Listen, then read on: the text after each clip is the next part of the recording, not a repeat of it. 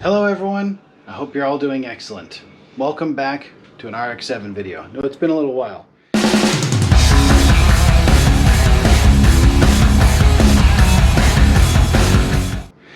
Right now I'm working on another creature comfort mod, a remote start system. Now I want to have remote start because I want to be able to warm up the car before getting in it to drive without having to walk out there, hit the ignition, so on and so forth.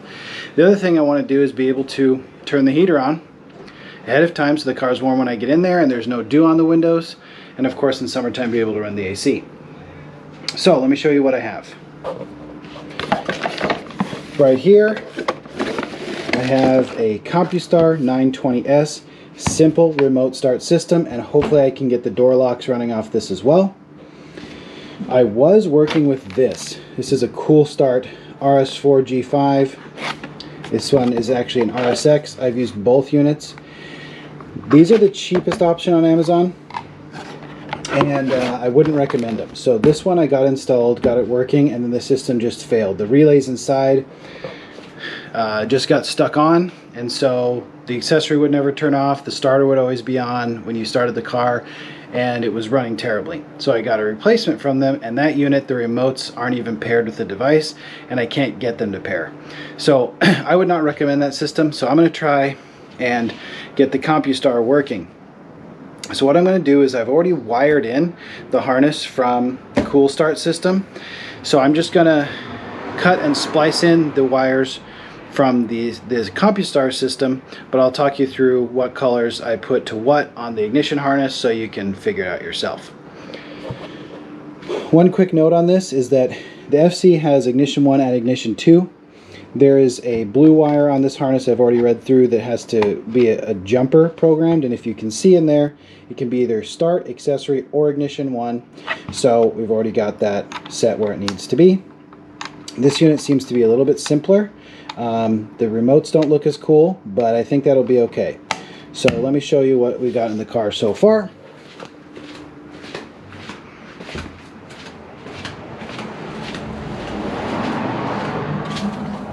So right down here under the extra speaker cover, I was able to put the previous unit. That's where I'll be putting this one as well. This is a bunch of optional features from the wiring harness from the Cool Start. We're gonna probably just cut into so we don't have to rerun wires. And this is the ignition harness itself. Everything's 14 gauge on both units. I have this spliced into the ignition under the dash, which you can't see, over there, and I'm going to try not to get back into that. But at least in this right-hand drive FC, there's a white-red wire on the ignition column, that's 12-volt constant. There's a blue, which is accessory. There's a black-white wire, which is ignition. Black-red, which is start. And black-yellow, which is ignition 2. So I've already spliced into those with these color codes. And now I'm going to cut this harness so I can return most of it. I'm not going to pull it all out to the Amazon vendor that sold me both these units, and I don't care. I'm not going to let them fight me on the refund because they're both defective. And then we're going to splice in the Compustar system. So I'm going to go ahead and get these cut and get them matched up. Okay, so got my unit here. Got my wires stripped off here on the ends. Ground ready. I've got my notes here. So this is the stock colors on the column: blue, black, white, black, yellow, black, red. So it's accessory, ignition 1, ignition 2, and start. You guys don't have to worry about this middle part if you're installing this one. So white's accessory, green's ignition 1, blue's ignition 2, and start is yellow. Then we have black for ground, and we have a green-white for the parking lights, which I'm not worried about right now. I need to match up these colors from the other harness first, and I'm just gonna connect it very temporarily just to test it and see if it works. A little bit gun shy after of the other installation, so I'm gonna chop these up and come back to you when we do the first test. Okay, oh boy. Well, I got my connections just twisted on here, following the diagram, and some power. So let's see if I have better luck with this one. Ready, steady.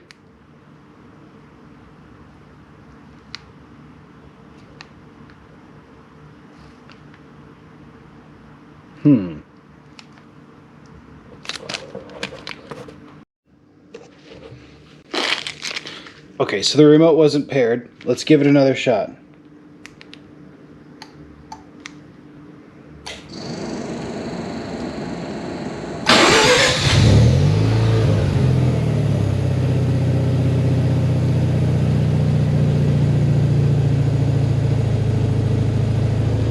Beautiful.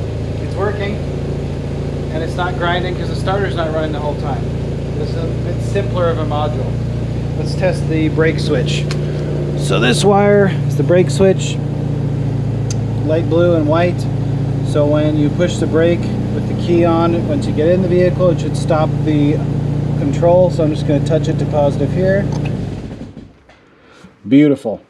So now that I know it's working, I can get these things better to length, wire these things in a little bit better, and get this thing hooked up right. Alright, so all I'm doing here is I got the harness routed, coming out where I want it to for the unit, and I'm matching up wires one by one, stripping both sides, using my trusty wire strippers here.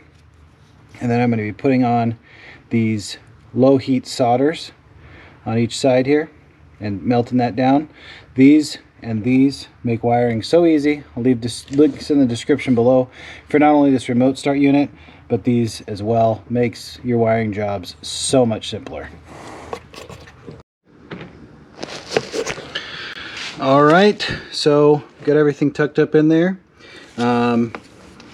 Lots of extra wire you can see down here, and this is the harness for all the accessory options, including the power locks, which unfortunately, after doing some reading, I'm not going to be able to make work because this car does not have stock power locks. So I have an aftermarket thing in there. I do have an install gear kit hooked up, and it does work, but I'll just have to have 2 fobs on my keychain, so no big deal. Got the remote start that I wanted. Over here, just want to show you, this is the brake wire, the brake switch. So this usually turns the relay on to turn on your lights. So over here is a splice, and it just goes out here. So this is the positive side, so when the brakes are depressed, it hits that trigger wire to shut off the remote start. Gray and black wire here goes to the hood switch, so that when your hood's open, it's grounded out and it won't start as well. So now it's just time to get our little unit here up in this hole. But before that, I am going to take the the antenna for the remotes, and I think I'm going to try and run that cord right through this part of the dash and get it under this weather stripping, and see if I can stick it right up here. It'll be a little wire from here to here, but to take this A pillar off, you have to take out the entire dash and then take off all this, and I just don't feel like it. I can do it again in the future if I want to, but that's my plan for right now. So I'm going to go ahead and take care of that. Alright, so that worked really well, getting it in this, behind this weather stripping. So I'm actually able to kind of fit it right in here, and it comes out right up here. Looks nice and neat, just one little wire. And then this easily goes right back on, and there we go. So that looks beautiful. So just a few more connections to go, and we're there. Alright, cool. So we got the unit up there. It's tucked away over here. Unfortunately, when I was putting it in, my dash is very brittle, so I did crack this, but it could still hold a speaker even if it needed to. But right now, and then also what I wanted to do is make sure my power wires with the fuses were easily accessible, so I can see those right here if there's a problem, something starts acting weird.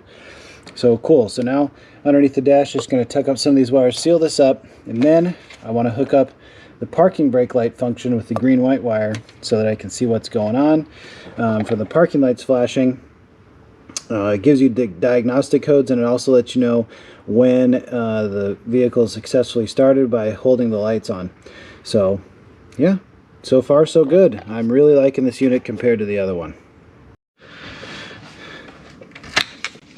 So now if you look under here, it's like nothing ever happened, except for that. Those are wires for the boost gauge illumination that I need to work on, and that's the speaker wires and the amp wires coming back, which leads me to my next point, which is I am not going to wire up the parking lights just yet. With you, as you saw with those other wires, I need to get in here and pull this up and pull the carpet up to run all the wires to the back to get where I need to for a couple things, and I want to do that all at the same time when I replace the seats. So some things I'm leaving partially done. So I have the wires spliced and ran in pair to go back to the back, which I will take care of when we're ready to move the carpet up. So right now, let's go ahead and test the unit, see if she's working the way she's supposed to after I put everything away. With that other unit, last time I put everything away and tucked it away is when it decided to fail, the relays inside, and I had to pull it all out, and that's where we're at with this video today. So let's give it a shot. So first things first, we'll go ahead and test this little hood switch. I'm going to try and start it right now.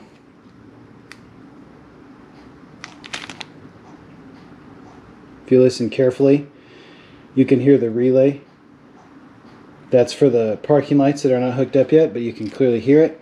It's saying, no, no, no, there's a problem. So now I'm going to depress this. Now we'll give it a shot.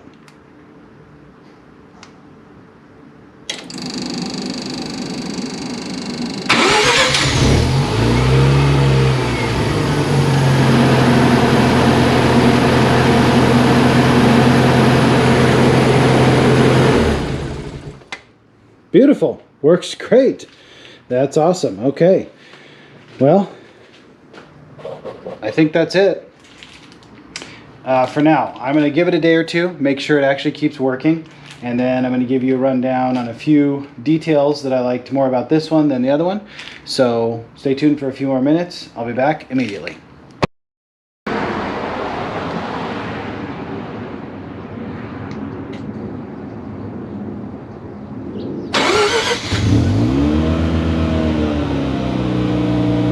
Still working.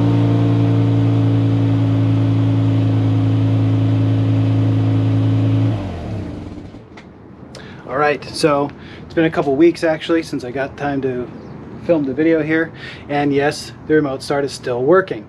I do have a couple notes in particular for the FC.